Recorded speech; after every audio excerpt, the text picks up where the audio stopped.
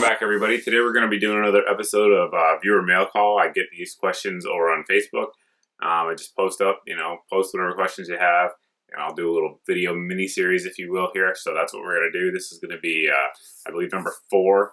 And depending on how many questions I get, we'll do a few parts of this. I'm going to try to keep the videos around 12 to 18 minutes-ish. I do have a stopwatch running to time myself, so I don't ramble too much. So for those of you guys that didn't see the post over there on Facebook, just go over Facebook. You'll see it in my history, and you can put your question in there. I'll be doing these over the next couple weeks, and then I'm sure I'll do them again in a couple months, as I've been doing in the past. So without further ado, we're going to get into it. So, okay, first question here.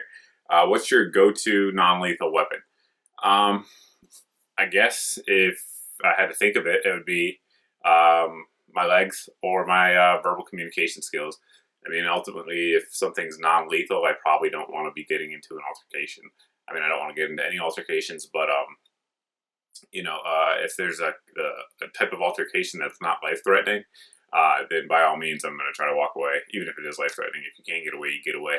Or if you can de-escalate the situation with your words. So I guess that's my go-to non-lethal weapon. Probably not what you meant, but I don't really carry non-lethal weapons or use them. So, okay. Best of the two, 9mm or 45 ACP. There's no answer for that, guys. Questions like that, there's pros and cons to each. Capacity is big on the 9mm side. With 45, obviously, you have a larger hole, so most folks will bleed out. There's a slightly larger hole. I realize expanded diameters are very similar and blah, blah, blah. But the answer is the one that you can get the most hits on target with. So whichever ones you shoot best, shoot that one. Because really, in all reality, a 22 straight to the brain or to the heart, probably better than a 9mm or a 45 to the forearm. So that's really kind of my take on caliber in terms of major calibers anyway. Best handgun, Glock or 1911. You guys are coming up with the big ones today. Again, I'm going to go back to whichever one you shoot best, whichever one you feel is more reliable. In general, more Glocks are reliable than 1911s are reliable, and I realize that's a huge statement. But I love 1911s, and a quality 1911 is very, very reliable pistol. You know, if you get one from a quality builder, quality maker, and you know how to maintain it with adjusting the extractor tension and so on and so forth, 1911s can be very, very reliable pistols. But Glocks are kind of a no-brainer gun, which is why I like them. Not a big fan of thinking. Beans or no beans in your chili? Beans, man. I love beans. Between the Walther PPQ and the HK VP9, which has the better trigger and which do I like more overall? Honestly, the triggers are kind of a tie. I went over that in the VP9 review. For those of you guys that didn't see that, check it out. Just Google my name and VP9, it'll come right up. Which do I like more overall? By far and away, the HK VP9. As many of you guys know, I had a PPQ. I really hated the high bore access. The VP9 has kind of a high bore access as well. But for some reason, the flip's not really there like it is in the PPQ in my hands. I know you guys may say I love my PPQ. Awesome, man. Keep shooting your PPQ. It's a quality gun. It's just not my thing. So, yeah, I definitely prefer the VP9. If I could only have 3 guns, okay. I guess we'd go with a Russian AK-74M, real one. Obviously, since we're talking hypotheticals here, one with a full auto switch, full auto capabilities. Probably a Glock 19 for a pistol, without question. I've said that before. And probably a M240 light. I really like the 240 system. I've had a lot of experience with it over the years, both the Delta, the Bravo, and the Lima, or the light series. The light series, for those of you guys that don't know, is a 240 that's obviously lightweight. It's got a titanium receiver. It's got a lot of cool stuff. And the 240 is awesome, no doubt about it. After it gets done killing your soul when you carry it, it does an excellent job of killing the enemy. So it's a very, very effective machine gun. So, okay. What type of buffer or buffer spring combo will help soften the recoil on an AR-15? I plan on doing a video on this, guys, on how to pick a buffer. But basically, the quick and dirty answer is there's no answer, because every gun is individual, as is the ammo that you're shooting out of it. So, in general, if you have like an H or a carbine buffer or an H buffer, and your gun is still overgassed with that system, and we'll get into how to recognize that in the video, then obviously going up to a H1 or H2 or H3, whichever one's appropriate, generally will help dampen recoil. It'll slow it down a little bit. Are you interested in the ARAC 21 from Facts and Firearms? Why not? If yes, would you consider doing a review? First off, I'll pretty much review anything that goes bang, even if I don't like it. But I'm more apt to review things I like. And by all means, the ARAC 21 is a very interesting system. Oddly enough, that this question was just posted, I just talked to them, the folks over there at Facts and Firearms, probably 3 days ago. So, you know, nothing's concrete yet when you talk to people about T&E guns. It never is until it's in your hands.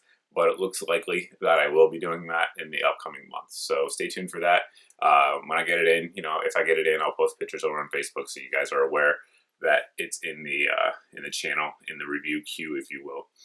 Is it okay? Next question. Is it okay for a man to cry? Yes, it is. If your dog is dying or dead, if a person in your life is dying or dead, I see no problem with it. Outside of that, probably not. So, if someone were to buy their first, it's worded funny. If someone were to buy their first AK, what would you recommend? Price versus quality? I've said before many times that the Wasser 10 or Wasser 1063 is an excellent rifle, provided that you inspect it. I have a video on inspecting the Wassers. Again, just Google my name, inspect the Wasser. It'll pop right up. If Wasser is properly inspected, it is every bit as reliable, durable, accurate, whatever you want to call it, as any other AK on the market. It may not be as accurate. They do tend to shoot a little bit larger groups, but than say like an Arsenal SLR 107. So, you know, on the lower end, Wassers are great.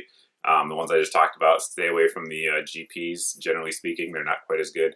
But the Wasser's great. The NPAP and OPAP are excellent rifles on the lower end of the scale, and obviously the Arsenal SLR 107, SGL 21, which are much more expensive now due to the ban, are really nice on the sort of higher end. Higher than that, anything by Krebs is great. Definitive Arms makes excellent rifles. Rifle Dynamics, obviously, AK USA, Chris Butler, on the high end, does awesome stuff. Whether or not you want to pay for that quality is up to you. You're really paying for fit, finish, and customer service at that point. Because like I said, the Wasser is an excellent rifle. It'll shoot just fine and be every bit as reliable as the others, provided that you inspect it, like I said in that video. Okay, which country or countries would you like to visit in your life? I've visited a lot of them. I've spoken in the past before. I'll let you guys know I used to work for U.S. Airways for a number of years. So back then we could fly for free. I don't know how it is these days with the airline industry kind of hurting. But I've been really around most of the, well, I don't want to say most of the countries in the world, but I've been to a lot of countries in the world. One I'd like to go to that I haven't been to, Belize. I haven't been to Belize. A lot of people say Belize is nice, and I hear they speak English. So Belize, I guess. What's your opinion on the primary arms? That's not written right. I think he means primary arms 4X compact prism scope with the ACSS reticle. To answer that, I would need to have one. I don't have one, so I really can't answer that. Maybe one day in the future I will be getting one. Who knows? What's your favorite 1911 that you own? My TRP currently. My Springfield Armory TRP is awesome. I mean, most TRPs out there are great. This one's particularly nice, at least compared to other ones I've shot and handled. Everything about it's really nice fit finish. Reliability has been 100%. It's an awesome gun, kind of going back to what I alluded to earlier with 1911s. If you know what you're doing, and if the parts or if the builder knows what they're doing, 1911s can be very reliable. That's certainly an example of that. Okay. How's the Minuteman munitions working out? Good question. I recently, as some of you guys who follow me over on Facebook now, I recently accepted my first sponsor, which is great, and that's Minuteman Munitions. So I'm not going to disclose the details or anything, but essentially, you know, they provide ammo here for the channel, which helps greatly because ammo is by far the largest cost here on the channel. As you guys know, I don't really do unboxing videos or go out and shoot one mag and tell you how a gun is. I shoot a lot of rounds through them to try to give you an accurate a picture of what you can expect from them, if you will. So that's a large expense here for the channel, and they've been great. Great people. I actually heard about them from Solo Defense, which I did a video on here before. The folks who run that training company, good people. They recommended them to me, and that's kind of how the relationship got started. So Yeah, it's been great so far. Everything, I'm not just saying this, I mean, everything's been 100% with them. No issues at all with the ammo. It's excellent reloaded ammo. And I hear they are planning on making new ammo eventually, so stay tuned for that. I may review some, but who knows? That's not concrete yet. Don't come to me in 6 months and say, why haven't you reviewed? I don't know. Okay. So in the past, people have asked me about my job, and I'll just reiterate what I've said before, is that, in YouTube, you put a lot of yourself out there, and I'd like to keep some of that private. So what I currently do is just not something I discuss. I know some folks who know me or who have seen me, who have bumped into me in my line of duty, I guess you could say, have posted what I do on the internet. So it's out there if you guys want to research it. But I generally don't bring it up because I don't think it's relevant to what we do here. And I'm sure my employers don't want, if I make a video about the Kalashnikov man, my employers don't want to be associated with that because that tends to be how it works. What is your perfect go-to-battle setup? Good question. Primary weapon, secondary, and maybe a backup. Okay, I mean, we could get into gear and everything, but in general, if we're talking about carbine, definitely AK-74M. Like I said, if you can't get one of those, I will take a SLR-104 or a SGL-31, which you guys have seen many times here on the channel. Maybe even, I take that back. I would take a Krebs KV-13 and 5.45. Yeah, I would definitely take that. Excellent weapon. Secondary, again, we're saying go to battle, so concealed carry is not an issue here. I'm going for a Glock 34. Glock 34 is an excellent gun.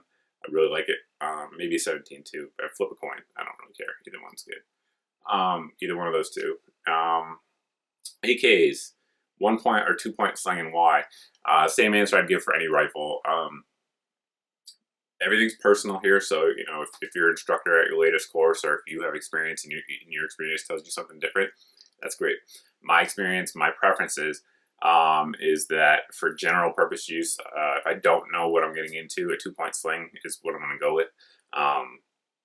If I know everything's going to be kinetic and there's not going to be the chance of me having to put my hands on someone and detain them or whatever the case may be, then I'll go 1 point. I do like the flexibility of 1 point. However, its downsides are exactly that. Controlling the weapon when your hands are off the weapon is kind of an obvious thing there, but I do like the flexibility of it.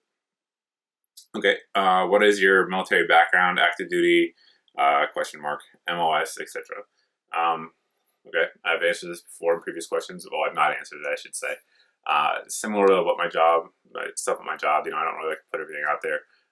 The only reason it's even in my my profile, if you will, on YouTube, is that so many folks ask about it. So I put it in there, that I have served in the Army as well as the Air Force. I know some folks from personnel departments have posted my my records on the internet, parts of them. So my DD-214 I know is out there because I've seen it on forums. So one of them is. So it's out there if you guys want to. Obviously, there's no scandal like there are on other channels, so it's not anything I'm trying to hide. It's just I don't think it's relevant, and really, well, some of it's relevant, but a lot of times it's not relevant. And really, the big reason is our community here as shooters, the majority of folks are not veterans. It's just the way it is. If you look at the American population, it's 1 to 2% at any given time that are veterans. What I do here is to try to bring information to the shooting community as well as aid new shooters. A lot of times I do very basic videos here, how to install an AR handguard or something like that. That just some of you is very, very basic. Like, who would ever want to know that? But the reality is, if you look at those views, the views are very high on basic videos. So I try to help out the folks who are new to things. So that's really what I'm trying to go for. So I think our community needs to not just be so focused on people who are veterans. There is obviously value in that for instructors, for people who are teaching, but it's not the only thing as well. And I think there are plenty of folks who have never served in the military and law enforcement who are very capable of instructing, and also who are less intimidating, I guess you could say, to folks who are in the military. So if you go to a class and half the folks in there have been in the military and the other half haven't, they sort of feel ostracized. And I kind of want to limit that. I want to reach out to new shooters, female shooters, etc. So I don't want to shove my "I'm a veteran" down your throats. So I generally try not to get into that at all. I guess enough on that. Uh-oh, we're at 15 minutes. We're getting there. A couple more. Soft point or hollow point for self-defense. Totally depends. And I believe for rifle self-defense, they specified rifle. Totally depends on the round. You know, I've gone over a million types of gel tests here in the channel. I've done them, and you guys have seen them. There's great rounds of both. You know, for ARs, for instance, like the Winchester Ranger soft point, I tested and reviewed. Excellent defensive round, as well as the gold dot, the Spear gold dot round that I tested and reviewed. However, in my rifle at home, there is 5.56 Hornady Tap 75 grain. That's what I keep in my home defense AR. So that's my, I guess, my go-to, if you will. Favorite AK-74 mag you have, or one you wish you had? I have it right here. Hold on. I recently got this little bad mamma jamma. It is obviously a RPK mag for a 74 true black 45 rounder. It's awesome. They're freakishly expensive, and I paid for it. So, but it was worth it. It's one I've wanted for a long time. So that's definitely my favorite. It's very cool. Favorite muzzle brake for AR to date? Okay. Favorite in terms of overall, not including cost, I guess we'll say. Probably the Lantac Dragon. It's relatively large. Another one that's relatively expensive but works extremely well is the Wheaton Arms comp. I haven't reviewed it yet, or comp or break, whatever they call it. I haven't reviewed it yet. You guys have seen it here on the channel in the past, and it will be reviewed here in the upcoming months. Very effective and very small, so for size and weight, it's very effective. For the money, the most effective one, or my favorite, I guess you'd say, is the Manticore Arms Night Break. For the money, the thing works exceptionally well. Check out my review on that.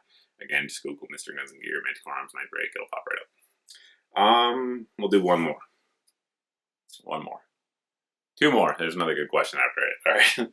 All right. For home defense, high lumens or moderate lumens? Okay.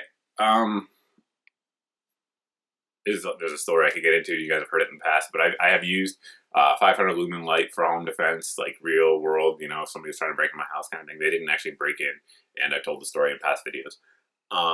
But I used it, you know, in the middle of the night. Same thing. It was 02 or 03 in the morning. I think it was 03. And grabbed my gun, Surefire X300 Ultra, and I have white walls in my house, or white or cream, whatever my wife calls it. So light colored walls. And, you know, I had to go through and find out who was trying to break in. And so I obviously cleared the way there.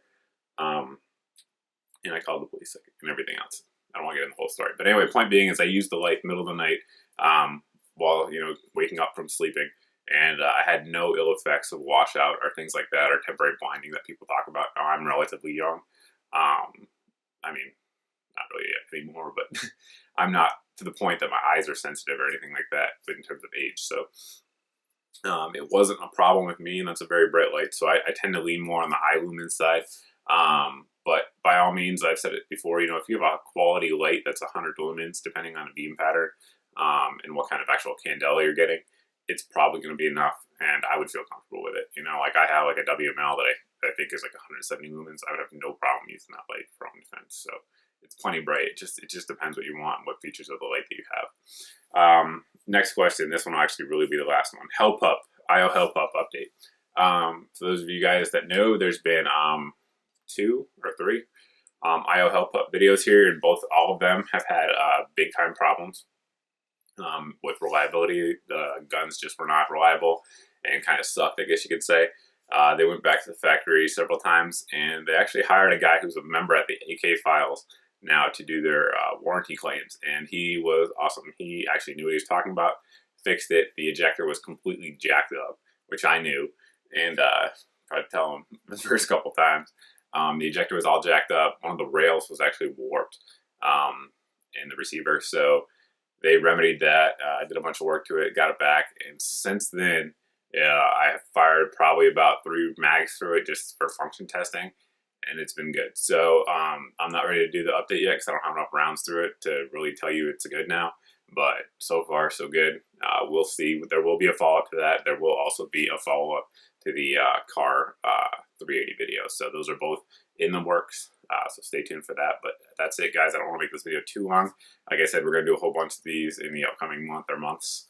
That's about it. If you guys have questions, check out the Facebook page and you can put them there.